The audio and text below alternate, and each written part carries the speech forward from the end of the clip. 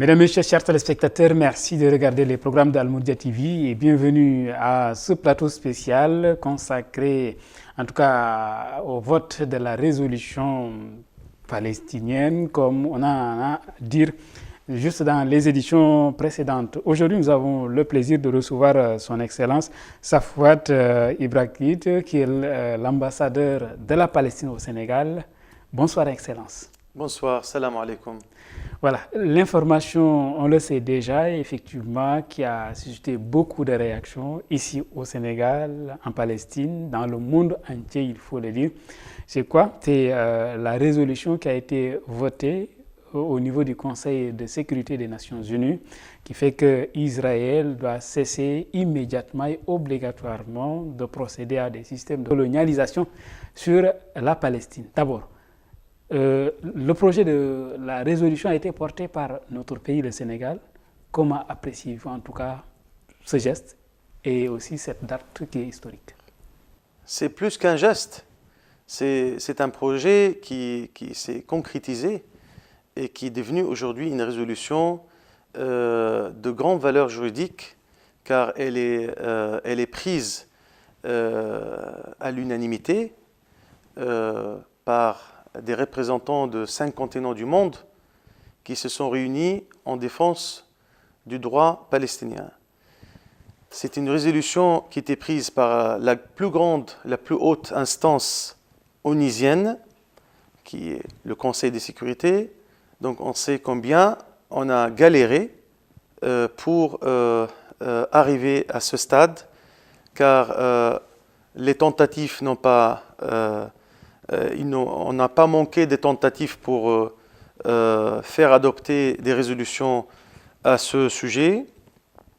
En 2011, il y en avait une dernière tentative en la matière et qui était malheureusement objet d'un avortement à cause de veto américain.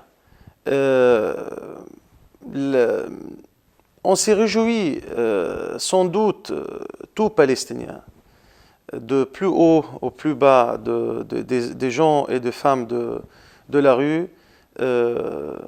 Aujourd'hui, tout le monde en parle. Le Sénégal a réussi à ce que d'autres n'ont pas réussi à le faire. Le Sénégal, avec le Venezuela, la Malaisie et la Nouvelle-Zélande, 4 pays au Conseil de sécurité, ont porté ce projet jusqu'au bout. Et aujourd'hui, on ne peut qu'être reconnaissant à ces 4 pays, à leurs initiatives, à leurs efforts, à leur diplomatie brillante, qui n'ont pas été en aucun moment objet d'un marchandage, car on sait qu'au sein des nations, il y a toujours des petites modifications, des enjeux des grandes puissances qui essaient d'accabler parfois l'arrivée au bout de certains résultats. Mais le Sénégal et ces 3 autres pays ont insisté à ce que ce projet soit présenté tel qu'il est. Une décision tant attendue certainement. Nous ne sommes pas étonnés de voir le Sénégal en avant-garde sur les nobles causes, dont celle de la Palestine. Nous n'étions jamais surpris de voir que les Sénégalais, qui défendaient depuis l'indépendance de leur pays la cause palestinienne, car c'est une cause légitime, et un peuple résilient et résistant qui se bat pour sa liberté et son indépendance, des concepts que nous partageons avec l'humanité entière aujourd'hui. Le Sénégal, la Palestine font partie de cette Oumma islamique. Le Sénégal qui n'a pas manqué d'occasion de défendre les causes de cette Oumma, y compris en tête la cause palestinienne. Nous sommes conscients du rôle important, stratégique et politique que joue le Sénégal depuis 1975, en tête à la présidence d'un comité parmi les plus grands comités unisiens pour l'exercice du peuple palestinien, des droits inaliénables du peuple palestinien dont le Sénégal s'est vu renouveler son mandat annuel tous les ans et d'une manière incontestable. Et il y a aussi l'Organisation pour la libération de la Palestine. Tout à fait. L'Organisation de libération de la Palestine, que le Sénégal a été parmi les premiers à recevoir sur le sol sénégalais et à reconnaître le fait palestinien en tant que mouvement de libération, mais aussi en tant qu'État reconnu par le Sénégal parmi les premiers pays africains à reconnaître l'État de Palestine suite à la déclaration de son indépendance lue au nom du Conseil national palestinien, le Parlement de l'OLP, le Parlement de la Palestine en exil. Ça a été à l'issue de la tenue de ce conseil à Alger le 15 novembre 1988. Depuis, la Palestine est traitée en ambassade. L'ambassadeur de Palestine jouit de tous ses avantages et ses immunités au même pied d'égalité que d'autres ambassades et d'autres ambassadeurs. Ambassadeur, vous l'êtes ici au Sénégal, à Dakar précisément, et que cette résolution qui est portée par le Sénégal a été votée à l'unanimité. Qu'est-ce que ça vous fait? Nous sommes très fiers. Moi, personnellement, doublement honoré d'être le représentant d'une telle cause juste et noble, car il faut y croire. Ce n'est pas évident de travailler sur une cause aussi complexe que la cause palestinienne. Mais on sait, nous avons la foi que c'est une cause juste, c'est une cause noble, c'est un peuple qui mérite de nous, qui mérite de toute l'humanité, qu'on soit aussi solidaire. Je suis doublement honoré, à la fois être ambassadeur de cette cause, de ce peuple résilient et résistant, mais aussi servir la Palestine à partir de ce pays très cher et grand à la fois. Il ne faut pas minimiser le Sénégal. Le Sénégal, c'est un grand pays. C'est un pays leader sur le continent africain. C'est un pays central sur le plan international aujourd'hui. C'est un pays reconnu dans sa diplomatie. C'était grand par sa diplomatie, quoi. C'est une grande diplomatie respectée par les amoureux ou les non-amoureux du Sénégal. Ceux qui connaissent le Sénégal ou ceux qui méconnaissent le Sénégal. Mais les Sénégalais que nous connaissons auparavant, nous n'ont jamais déçus. Nous l'avons sans doute avoir eu la certitude là-dessus. Mais cette fois-ci, c'est un peu plus. Parce que le Sénégal non seulement a voté comme il est de coutume de le faire dans toutes les instances internationales, dans la dernière résolution votée sur la vieille ville occupée de Jérusalem palestinienne à l'UNESCO, et qui a fait aussi un tollé semblable à ce qu'a engendré l'adoption de cette résolution du Conseil de sécurité. Donc on a l'habitude de voir le Sénégal en premier rang pour voter favorablement en défense des droits palestiniens. Mais cette fois-ci, c'est le Sénégal qui portait le projet, malgré le lointain, malgré qu'on ne s'attendait pas à ce que le Sénégal n'était pas obligé de le faire, mais elle a fait, elle a tenu de le faire, et ça c'est quelque chose qui était très Mais ça c'est après le retrait de l'Égypte qui portait au départ le projet de résolution. Est-ce que vous avez eu écho pourquoi l'Égypte s'est retirée? Permettez-moi de rectifier ce point. D'après mes informations avérées par les sources sûres, l'Égypte n'a pas retiré le texte. L'Égypte a présenté un texte en ligne bleue.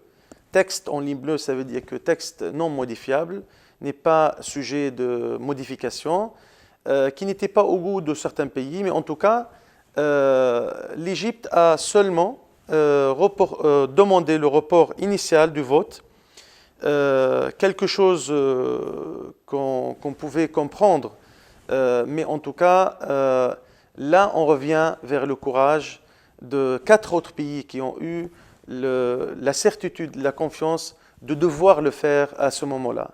C'était un bon timing à mon avis. C'est important que ça soit fait et c'est important que ça soit fait par d'autres pays non arabes. Vous devez peut-être me poser la question, pourquoi? Tout simplement parce que la cause palestinienne n'est pas une cause simplement réduite aux pays arabes. C'est une cause universelle. C'est une cause qui concerne aussi la Ummah islamique.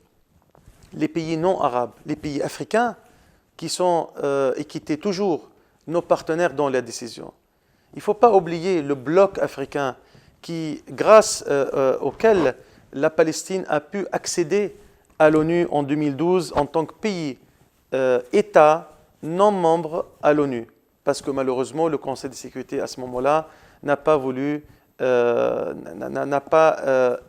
permis à cet accès au statut d'un État à part entière. Il y a un autre fait marquant, c'est les États-Unis qui se sont abstenus donc, du vote et naturellement, les États-Unis parfois donc, ils imposent leur droit de veto, sinon ils s'abstiennent.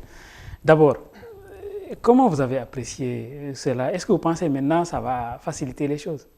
Parce qu'on a besoin quand même d'un suivi pour l'application en tout cas de cette résolution. On s'est réjoui encore une fois de cette abstention américaine. On aurait bien aimé que ça soit un vote favorable. Mais si c'était une abstention, je crois que on peut le concevoir comme un gifle à la politique d'arrogance israélienne qui s'est heurté au premier lieu à ses premiers alliés. Parce qu'il ne faut pas avoir une mémoire courte. Les Américains, surtout de l'administration Obama, dans son premier mandat, comme dans le deuxième mandat, n'ont pas cessé d'absorber les gènes et de gérer le mal de Premier ministre israélien. À chaque fois, ils défient la politique américaine concernant le processus de paix proposé et parrainé par les Américains eux-mêmes. Donc je crois que les Américains, on a marre un petit peu de cette politique d'arrogance israélienne. Cette résolution qui vient quelques jours seulement après l'adoption de la Knesset israélienne d'une loi régularisant les colonies, les avant-gardes. Mais l'adoption de cette résolution également s'est passée, en tout cas avant le départ de Barack Obama, et juste avant l'installation également de Donald Trump, oui, qui a déjà, à travers les réseaux sociaux, dit que tout va changer après le 20 janvier. D'abord, le fait que les Américains n'ont pas entravé le consensus international, c'était déjà un élément positif. Je crois que c'est un message fort par les Américains qui n'est pas un message isolé de leur politique et de l'historique de leur intervention aux instances internationales. Il ne faut pas oublier que les Américains ont déjà voté une résolution qui porte le numéro 465 en 1980, condamnant la colonisation et l'annexion de territoires de la ville de Jérusalem à l'État d'Israël, comme faisant partie de territoires israéliens. Et on sait très bien que Jérusalem fait partie de ces territoires occupés qui étaient aussi objet d'une résolution numéro 242 en date de 1967 à la suite de la deuxième guerre israélo-arabe, exigeant le retrait de l'armée israélienne, l'armée de l'occupation israélienne de ces territoires. Donc les Américains étaient cette fois-ci encore alignés à la même position. Ils pouvaient poser leur veto, mais je crois qu'ils ne l'ont pas fait. Ils ont complètement raison de ne pas le faire. Et je ne crois pas que Donald Trump va remettre en cause une telle résolution. Il y a aussi le Premier ministre israélien, Benyamin Netanyahu, qui dit qu'il ne va pas appliquer en tout cas cette résolution. Et je pense qu'aussi ce n'est pas la première fois que l'Israël refuse d'appliquer une résolution des Nations Unies. Est-ce que vous pensez cette fois-ci, ce ne sera pas le cas? Vous savez, devant plus de 30 vétos américains sur les résolutions relatives à la question palestinienne, 12 ou 13 ont été votés favorablement. Il ne manque pas des résolutions. Il ne faut pas il faut bien sûr traiter ce moment historique, il faut le traiter dans tous ses éléments, dans l'ensemble de sa procédure en positivité. Mais il faut aussi rappeler que nous n'avons pas besoin encore des résolutions, une lettre morte comme on dit. Nous attendions maintenant l'application de ce droit. Tout le monde, tous les pays de la communauté internationale connaissent et reconnaissent les paramètres d'une solution politique. C'est l'établissement immédiat d'un État palestinien souverain sur les territoires du 4 juin 1967, avec Jérusalem al-Quds comme capitale de ce futur État. Nous avons besoin d'un mécanisme d'implication positive de ces pays. Nous avons besoin de saisir le chapitre 7 du Pacte des Nations Unies qui indique d'un de ses alliés, l'occupation d'un pays membre de la communauté internationale d'un autre pays est une menace flagrante de la paix et de la sécurité internationale, c'est-à-dire c'est susceptible à une mobilisation militaire, une protection internationale imposée de ce peuple qui souffre de cette occupation. C'est ce que les Palestiniens exigent depuis longue date. Donc nous avons aujourd'hui besoin qu'Israël ne fera plus exception. Comme ça a été appliqué dans d'autres cas, dans d'autres conflits au Koweït, en Bosnie, etc. Il faut maintenant faire travailler ce droit international, l'appliquer immédiatement en protection du peuple palestinien et en faisant non seulement punir Israël du maintien de cette colonisation et du maintien de ses colonies et de son armée qui bafouent le droit humain tous les jours en Palestine, mais aussi rendre aux Palestiniens leur droit d'un État souverain sans retard. Et vous demandez que cela puisse avoir donc un suivi, que cela ne reste pas seulement entre donc, le vote, une résolution, et puis ça va quoi. Il y en a marre. Vous savez, il faut dire les choses telles qu'elles sont. Moi, j'ai reçu depuis 3 jours, 4 jours, depuis l'adoption, depuis cette soirée historique du vendredi 23 décembre, j'ai reçu, sans exagération, une trentaine, quarantaine de messages des anonymes, des personnes en Palestine ou à l'extérieur de la Palestine qui vivent dans des camps des réfugiés, qui me disent, qui me chargent de vous transmettre à vous, aux Sénégalais, combien ils sont reconnaissants, combien ils sont contents de récupérer un peu de lueur d'espoir.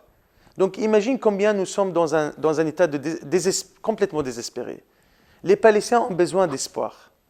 Ils sont malades de cet espoir parce qu'ils l'attendent, ils souhaitent que ce jour arrive, où la Palestine sera libérée, où on peut vraiment jouir de cette normalité, vivre normalement. Est-ce que les Palestiniens demandent plus que d'autres?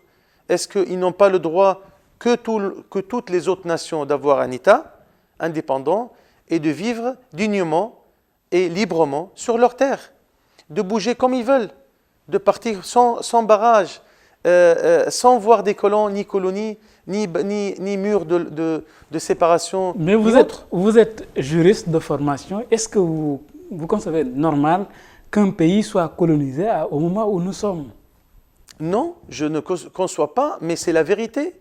C'est la vérité qui tue, c'est la vérité qui nous fait mal.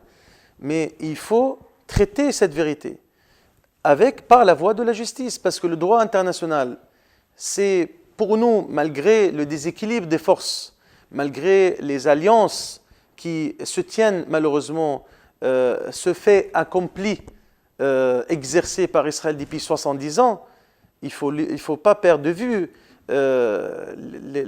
entre la politique et le droit, quand même, les choses ne peuvent pas parfois aller dans le même sens. On peut émettre des centaines de résolutions, mais sans aucune valeur sur le terrain. parce que les politiques décident autrement. Donc maintenant, nous sommes soutenus par toutes ces instances internationales, nous sommes reconnus dans nos droits, notre drapeau flotte sur le siège des Nations Unies malgré tous les complots que les Palestiniens étaient sujets. Nous sommes membres, États non membres à l'ONU depuis 2012. Nous avons maintenant cette résolution. Nous allons continuer vers notre bataille juridique et diplomatique pour arracher de nouveau le droit palestinien d'un État indépendant et finir avec cette occupation qui coïncide en 2017, 50 ans. Et depuis, il faut agir, il ne faut pas laisser encore le temps couler. Mais cette fois-ci, vous avez espoir que ça va changer avec cette révolution portée par le Sénégal? Je suis très confiant et j'ai fait entièrement confiance à la sage direction du président de la République et de son gouvernement qui n'ont pas mâché leurs mots, comme on dit, et qui ont respecté leurs engagements. D'ailleurs, c'est une position constante depuis l'indépendance du Sénégal, parce que nous connaissons tous que l'histoire ne date pas d'hier, n'a pas commencé de l'indépendance du Sénégal, n'a pas commencé avec la naissance de l'OLP, et avec ce mouvement révolutionnaire palestinien, et ne s'arrêtera pas avec cette résolution. L'histoire spirituelle qui lie nos deux peuples, depuis même avant Saladin, vous savez, l'histoire de soufisme en Palestine remonte à 800 ans d'histoire. Ok, nous y reviendrons. Mais voilà, donc c'est important de le rappeler. Nous y reviendrons. Mais faisons un peu de géographie. Pour ceux qui ne connaissent pas Palestine, quelles sont actuellement les zones partiellement ou entièrement occupées par Israël? Et comment vivent ces populations? Certainement sous l'angoisse. Bon, c'est une question qui nécessite beaucoup d'exposition des axes historiques, mais il faut rappeler que la Palestine, en 1948, était peuplée par 1 650 000 Palestiniens, musulmans, chrétiens et une petite minorité juive également. L'histoire de la Deuxième Guerre mondiale a transformé la Palestine en laboratoire pour essayer de régler la question juive qui était une question dérangeante et qui pose une culpabilité, surtout durant la période de l'Holocauste de 1939-1945. Donc la Palestine qui était imposée sous mandat britannique depuis 1920 à 1948, les Britanniques ont décidé du jour au lendemain de laisser la Palestine, de remettre la Palestine aux mains des Nations Unies. Un dossier qui était traité, une résolution était adoptée par l'Assemblée générale, donc prévoyant ce qu'on appelle le plan de partage, numéro 181, prévoyant le partage de la Palestine en deux États. Un État palestinien, un État israélien.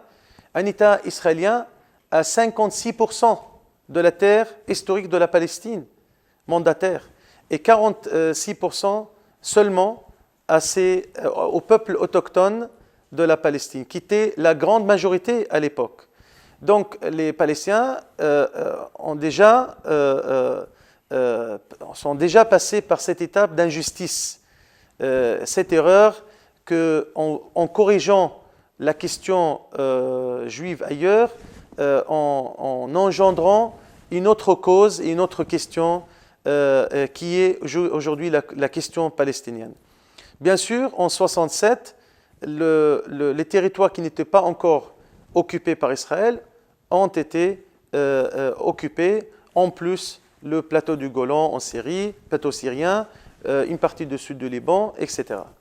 Donc, à partir de 1993 et la signature des accords d'Oslo, négociés à Oslo et signés à Washington le 13 septembre 1993, les Palestiniens prévoyaient, selon cet accord de nature intérimaire, au bout de 5 ans, la récupération des territoires qui constituent 22% de la terre historique de la Palestine, c'est-à-dire les territoires qui étaient occupés durant la guerre du 4 juin 1967.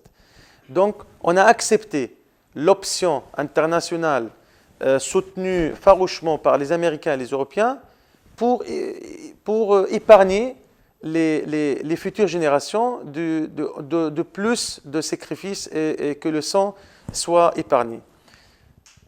Les 5 ans sont passés, les Israéliens se sont retirés simplement de 14% de ces territoires qui étaient censés retourner aux Palestiniens et sous le contrôle de l'autorité nationale palestinienne.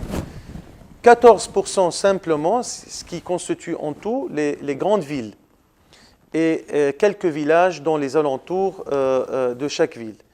Aujourd'hui, il y a 60% de la Cisjordanie entière qui est sous contrôle militaire israélien. Le reste est partagé entre l'administration policière et civile palestinienne ou celle seulement civile, mais en présence militaire israélienne. Donc c'est catastrophique. La peau de léopard qui forme la Cisjordanie du nord au sud, sans parler de la coupure de toute passerelle, de tout passage entre la Cisjordanie qui ont été rattachés à la bande de Gaza. Aujourd'hui, il n'y a aucun contact. Jérusalem-Est, qui fait partie aussi de cette Cisjordanie, est coupée du monde. Donc on voit 3 parties, Gaza à part, la Cisjordanie morcelée en 3 parties, où il y a les grosses colonies qui découpent en milieu, côté Jérusalem, en continuité jusqu'à Jéricho, et Jérusalem même qui est aussi isolée du monde entier. Faut-il rappeler que les Palestiniens de Jérusalem ne peuvent pas prétendre avoir le passeport palestinien parce qu'ils seront susceptibles d'être rejetés à l'extérieur de la ville. Faut-il rappeler que les Palestiniens de Gaza et de Cisjordanie ne se connaissent plus depuis quasiment 8 ans, 9 ans. Donc aucun échange entre les Palestiniens eux-mêmes à cause de ce blocus, à cause de 550 barrages militaires et ces colonies qui s'éparpillent dans le corps palestinien comme un cancer. 590 000 colons qui vivent, qui squattent sur nos collines et qui bouffent notre terre et qui agressent tous les jours la terre, la pierre et l'homme palestinien, tous les jours. Sans parler de sacré, parce qu'il n'y a rien de sacré devant les bottes des soldats israéliens. Ils rentrent, ils incursent dans les grands mosquées.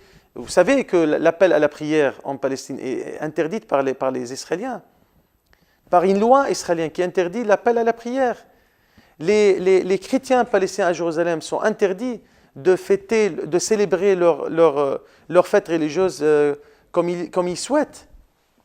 Donc, les fidèles, pour se rendre à la mosquée de l'Aqsa, il faut être au-delà de 40 ans. Il faut être muni d'un permis de voilà, à l'Aqsa, particulier. vous l'avez dit, c'est la première direction, donc, en tout cas de la prière.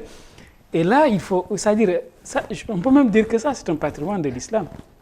Mais actuellement, donc, ne serait-ce que pour ça, ça nécessite vraiment de tout le monde puisse faire bloc derrière la Palestine pour qu'au moins que cette reconnaissance et que les gens puissent bouger, aller librement, et aussi faire leurs activités et vivre naturellement et heureux dans leur pays.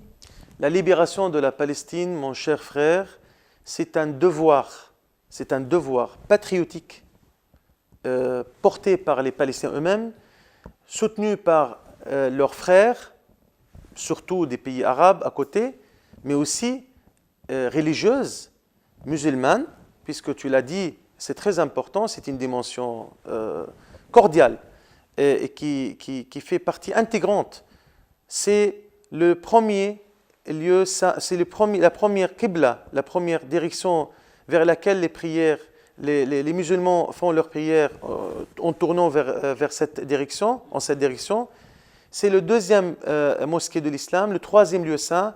ولا تشد الرحال إلا إلى ثلاث المسجد الحرام ومسجد هذا والمسجد الأقصى. الصلاة في مسجد الأقصى تعادل 500 في أي مسجد في العالم.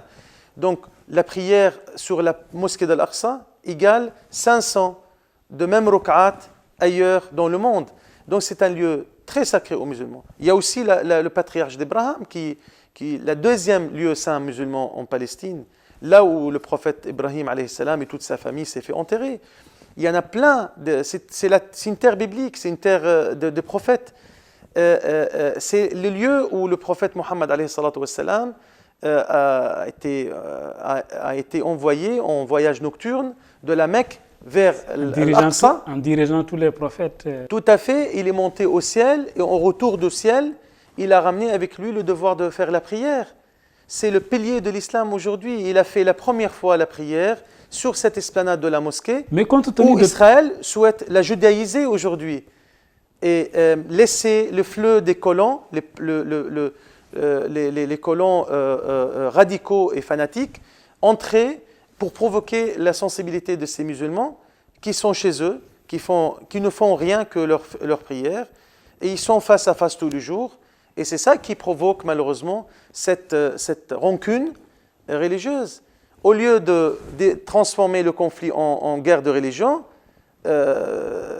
permettons au droit international d'être appliqué. Comme ça, les affaires des hommes se règlent selon le droit international, au lieu de faire impliquer Dieu dans l'histoire, parce qu'après, ça serait de jouer avec le grand feu. Avant tout, c'est un droit international qui doit être appliqué avant même qu'on pense effectivement à des notions de religion, en tout cas. C'est la dimension universelle de cette cause aussi. Effectivement. Mais maintenant, en s'inspirant, sinon en regardant ce qui s'est passé entre l'Israël et la Palestine, est-ce qu'on ne tenterait pas de dire le vocable terrorisme n'a pas commencé aujourd'hui? L'État d'Israël a commencé son histoire sur le terrorisme. En tout cas, si on veut parler de terrorisme, il faut rappeler l'origine du terrorisme. C'était un État basé sur le terrorisme. Et d'ailleurs, ils ont fait recours au terrorisme contre leurs premiers alliés, les Anglais. Les Anglais qui l'ont fait venir et l'ont aidé, et l'ont armé, et l'ont transféré les terrains. C'est contre ces Anglais qui commençaient à faire des attentats un peu partout. En 1947-48. Ça, on le sait. Le comte Bernadotte, le premier émissaire unusien, était assassiné par ces milices terroristes israéliens. Et pourtant, actuellement, on parle de radicalisme violent, de l'extrémisme violent et tout ça. Donc, on colle ça à la peau de l'islam. Et pourtant... Absolument pas vrai, parce que l'islam est innocent du mot terrorisme. L'islam ne peut pas aller dans le sens du terrorisme. L'islam, c'est une religion d'amour, de tolérance, de vie. En nous incitant à faire vivre la terre, à faire vivre l'homme. Donc ça ne peut pas venir de Dieu, la parole de la haine et l'incitation à la meurtre. C'est une mauvaise interprétation, certainement par des groupuscules religieux qui ont une mauvaise lecture de l'islam, mais ce n'est pas de l'islam. Comme ce n'est pas les partisans de Moïse qui se permettent de tuer 2500 enfants à Gaza. On ne peut pas accuser Moïse pour être terroriste, parce que, hasha lillah, le prophète sont quand même les messagers de Dieu. Et Dieu ne peut pas se permettre de nous laisser s'entretuer. Donc ça peut être autre chose que ça. Le terrorisme est un mot qui est collé à toutes les religions aujourd'hui. On a vu une guerre de religion de 100 ans entre chrétiens, catholiques et protestants. On a vu 2 guerres mondiales en Europe chrétienne et des atrocités incroyables qu'on n'a jamais vues dans l'histoire. On a vu les groupes fanatiques et juifs en train d'incendier des familles entières en Palestine. On ne peut pas accuser une religion d'être derrière cette lecture radicale, quel que soit notre avis là-dessus. Bien sûr, le nœud de ce terrorisme, c'est le maintien de cette occupation israélienne. Tant que le problème israélien n'est pas résolu, parce que la Palestine n'est pas un problème, la Palestine c'est la solution. Si vous rendez aux Palestiniens leurs droits, vous allez voir comment le fonds de commerce utilisé, exploité par des groupuscules religieux, musulmans ou chrétiens ou juifs, parce qu'il y en a dans tous les bords, ils vont s'arrêter. On va faire barrage à leur discours de recruter des jeunes frustrés pour aller faire le djihad partout, sauf en Palestine, parce qu'ils ne font pas en Palestine en tout cas. Ils le font en Syrie pour tuer d'autres musulmans, ou ils font en Irak pour tuer d'autres musulmans. Et ça, ce n'est pas de l'islam. Et maintenant, ce qui se passe entre Israël et Palestine, est-ce que vous pensez que cela allait faciliter en tout cas la quête de la paix tant attendue et recherchée dans le monde? Israël est le problème majeur de cette paix entravée, de cette sécurité explosive dans la région et à travers le monde. Ça, c'est ma conviction. Je le dis à travers des éléments vivaces et des preuves flagrantes dans l'histoire et dans la géographie de cette région. Tout simplement, il faut multiplier les efforts pour mettre Israël le dos au mur. Israël devrait connaître que pour se sauver, il faut accepter l'autre. L'autre qu'elle a violé il y a 70 ans, l'autre qui accepte aujourd'hui de pardonner ses erreurs, Israël devrait saisir cette occasion. Vous savez, le monde arabo-musulman a lancé une initiative pour la paix. La paix arabo-musulmane, lancée en 2002, adoptée par la Ligue des pays arabes en 2006, et tous les pays de l'OCI sont conscients de cette initiative. Quelle était la réponse israélienne?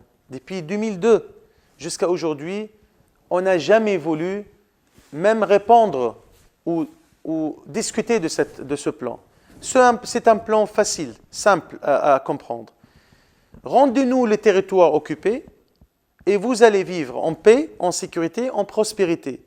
Et vous allez pouvoir naturaliser vos relations avec les 56 pays musulmans, non seulement pays arabes, non seulement la Palestine, mais tous les pays seront ouverts à vous pour pouvoir naturaliser, normaliser les relations.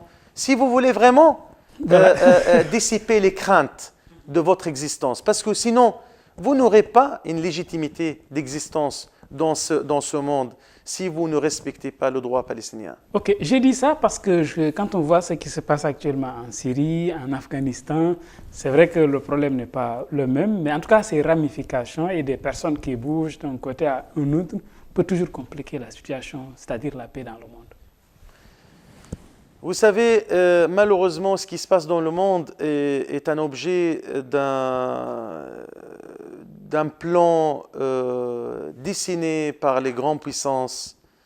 J'aime pas utiliser le mot complot, mais tout le monde sait que depuis la chute de Bagdad en 2003, la volonté des grandes puissances, et en particulier les Américains en place,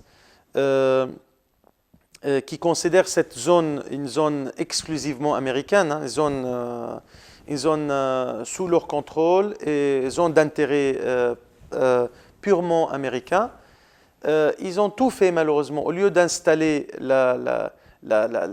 les éléments fondamentaux d'une paix réelle et juste, ils ont tout fait pour rechanger la carte géopolitique de cette région en particulier.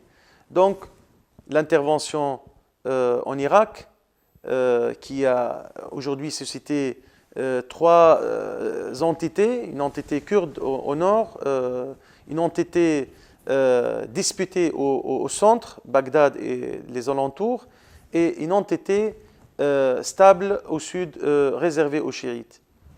En Syrie, pareil, une intervention, au lieu de faire triompher la démocratie pacifiquement, on a armé des groupes et on a ramené les voyous du monde pour mettre le feu un peu partout et tout le monde paye le prix aujourd'hui. On sait que personne ne sera gagnant dans cette bataille. La même chose en Libye. Après Kadhafi, on regrette aujourd'hui Kadhafi. La disparition de Kadhafi montrait combien cet homme était quand même capable de gérer les contradictions.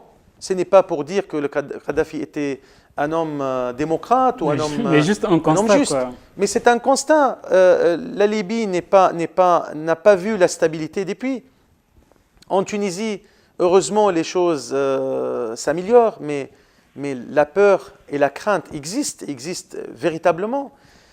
En Égypte, il y a aussi les germes des violences et de terrorisme qui regagnent aussi les grandes villes. Le Soudan qui était morcelisé, à chaque fois on aime utiliser la question de droits de l'homme. Ah, Darfour, les droits de l'homme bafoués. Mais finalement, ce n'est pas le droit de l'homme qui concerne, ce n'est pas l'homme africain qui les intéresse, les grandes puissances. C'est les contrats d'exploitation pétrolière. Il y a toujours les Chinois rentrent en jeu. Non. Expulser les Chinois et on ne parle pas des droits de l'homme. Là, leurs droits de l'homme retournent sans problème. Et là, on va se demander qui est l'homme finalement. Maintenant, reparlons de la question entre le Sénégal et la Palestine. On en a parlé tout à l'heure, c'est-à-dire des relations, c'est au-delà du fait qu'ils sont des amis, puisque la résolution a été votée, même si le Sénégal, au départ, voyait cela comme étant une question de droit universel et de droit international. Mais on a plus de choses qui nous unissent. On a parlé tout à l'heure de l'islam, mais surtout de l'islam soufi qui est majoritairement pratiqué au Sénégal. Comment vous voyez cela comme étant un atout pour le rapprochement des deux pays? Ça, c'est une bonne question. Je vous en remercie, tout simplement parce que vous me permettez de vous dire combien nous sommes proches là-dessus et à vos téléspectateurs. La Palestine, c'est un pays dont l'histoire de soufisme remonte il y a bien longtemps. On peut parler de 800 ans d'histoire de soufisme en Palestine. Il faut rappeler que les grands soufis de l'époque sont passés par les grandes villes spirituelles palestiniennes. Jérusalem, Al-Khalil, Naplouse. Ils ont laissé des empreintes et des adeptes aussi là-bas. Al-Qadiriya, Al-Naqshbandiya, Al-Alawiya. Plusieurs voies soufis sont toujours retracées jusqu'au jour d'aujourd'hui. Nous avons aujourd'hui, par exemple, en cours un haut conseil des soufis regroupés et administrés pour effectivement remettre en valeur le message soufi à la scène palestinienne. Et ce message, c'est effectivement, on s'inspire au modèle sénégalais qui a démontré aujourd'hui, face à ce terrorisme qui ravage le monde entier et qui n'est pas d'islam, mais démontre que l'islam soufi du Sénégal en particulier est un islam modèle, exemplaire. Vous voulez dire que c'est un moyen pour lutter contre le terrorisme, sinon en tout cas pour ne pas connaître ce fléau? C'est un moyen de combattre contre la méconnaissance de l'islam déjà et contre tout étiquetage injuste de l'islam. Parce que l'islam est innocent de tout étiquetage injuste de mots violents, terroristes, etc. Déjà, c'est l'islam dans son état pur, dans son état spirituel. Qu'est-ce qui est mieux? C'est l'islam modéré, toléré. C'est l'islam qui accepte l'autre. C'est l'islam qui dialogue avec l'autre. Vous avez été à Touba, certainement. Je suis allé plusieurs fois à Touba. Je crois que j'ai fait un record de visite de cette ville spirituelle pour les Sénégalais. Et qu'est-ce qui vous inspire dans cette ville? La propreté. C'est une ville propre. J'étais étonné de voir qu'aucun habitant n'a le droit de fumer. C'est très sain. Et en même temps, l'énergie positive dans les ruelles de cette ville et surtout à l'approche de ces mausolées, des grandes mosquées, qui est à la fois fascinant dans son architecture, mais aussi dans son histoire et dans les grands hommes qui sont enterrés là et grâce auxquels l'islam a pu entrer non seulement au Sénégal, mais au-delà vers l'Afrique, vers tous les autres pays de l'Afrique. Donc nous sommes reconnaissants à ces pionniers de ces fondateurs de la tariqa Mouridi, à commencer par Khadim al-Islam, Cheikh Ahmad Bamba, rahimahullah, radiyallahu anhu, aynama kan, et tous ceux qui ont suivi jusqu'au calife général des Mourides aujourd'hui. En quelques secondes, parlons de la coopération entre le Sénégal et la Palestine. Et certainement, vous avez déjà avancé, les réflexions ont été déjà faites. Il vous reste maintenant la phase pratique. Tout à fait. Depuis ma prise de fonction, réellement accrédité le 23 octobre 2015, c'est une date mémorable pour moi. À partir de cette date, j'ai vite appelé les cadres de l'ambassade. On a fait une sorte d'état des lieux de relations existantes entre le Sénégal et la Palestine. Et nous avons émis quelques conclusions et un petit plan d'action. Ce plan d'action est entré en vigueur l'année actuelle, l'année 2016, et on s'est dit qu'au bout de cette année, on va passer à l'étape supérieure. Nous avons un mot-clé à ancrer dans cette procédure, sur toutes les étapes, jusqu'à la fin de mon mandat, ici, j'en sais pas à quelle date. La coopération portera sur quoi? Voilà, la coopération, non, c'est le partenariat. Partenariat. Le mot-clé, c'est le partenariat. Comment on va réussir à mettre une machine de partenariat et de relations partenariales dans plusieurs domaines. Nous étions en concertation étroite avec les autorités sénégalaises et nous avons pu constater quelques pistes de grand intérêt où la Palestine peut être une valeur ajoutée. La Palestine peut contribuer avec son expertise et la connaissance de ses enfants et sa riche diaspora et surtout dans le secteur privé est très, très actif. On peut acheminer tout ce savoir-faire, toute cette connaissance et expertise palestinienne en faveur du Sénégal dans certaines pistes. Donc nous avons passé au crible toutes les idées et nous avons aujourd'hui quelques projets pilotes dans le domaine de la santé, de l'éducation supérieure, l'énergie renouvelable, l'agriculture. Voilà un petit peu les grands axes. Et bientôt, juste pour ne pas tout dire, laisser un peu suspense, fin janvier, début février, nous recevrons une première vague de grands hommes d'affaires et économistes, des industriels dans le domaine de l'agroalimentaire, ici à Dakar, mais aussi pour les ramener à Saint-Louis, Casamance, Thiès, etc., pour un voyage d'exploration en partenariat avec la Chambre de commerce de Dakar, avec l'aide aussi de la mairie de Thiès, avec les autorités compétentes, plusieurs ministères qui sont aussi partie prenante de ces préparatifs. Donc, nous attendrons effectivement la concrétisation de certains projets, non seulement d'échanges commerciaux, mais d'investissements réels sur le sol sénégalais. Et soyez rassurés que les Palestiniens, comme les Sénégalais, ils sont forts, ils sont bons et ils sont capables de démontrer par les faits combien ils peuvent être utiles et productifs à côté de leurs frères sénégalais. Merci, Excellence. Barakallah fi. Merci. Salam alaikum. Alhamdulillah. C'est la fin de l'émission que j'avais le plaisir de vous présenter, qui recevait aujourd'hui son Excellence Safwat Ibrakid, qui est l'ambassadeur de la Palestine au Sénégal. On parlait effectivement de la résolution qui a été votée à l'unanimité par le Conseil de sécurité des Nations Unies, demandant à l'État hébreu, Israël, de cesser toute forme de colonisation sur la Palestine. C'est ça? Effectivement. Merci à mes chers téléspectateurs. On se retrouve pour notre numéro. Au revoir.